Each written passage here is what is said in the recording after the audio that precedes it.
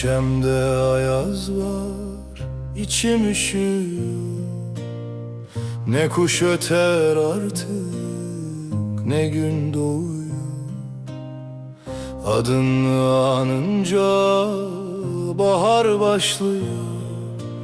Bir gülüşün koca ömrü yakıyor.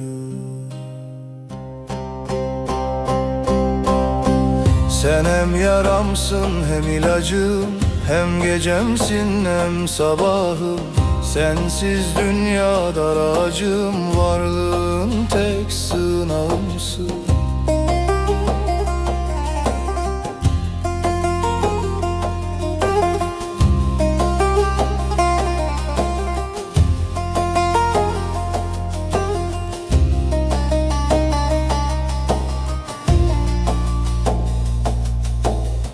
Sen dağ başında açan çiçeksin, ben rüzgarında savrulan sesin.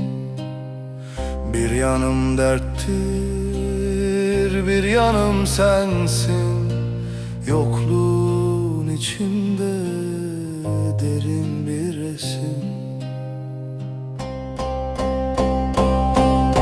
Sen hem yaramsın hem ilacım, hem gecemsin hem sabahım. Sensiz dünya dar ağacım, varlığın tek sığınağımsın.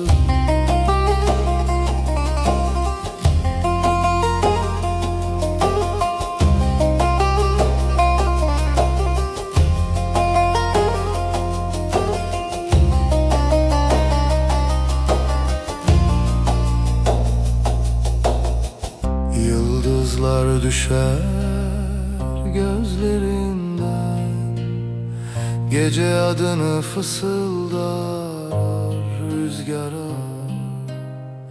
Bir ben bilirim içimde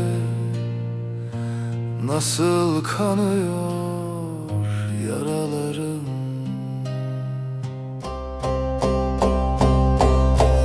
Sen hem yaramsın hem ilacım, hem gecemsin hem sabahım.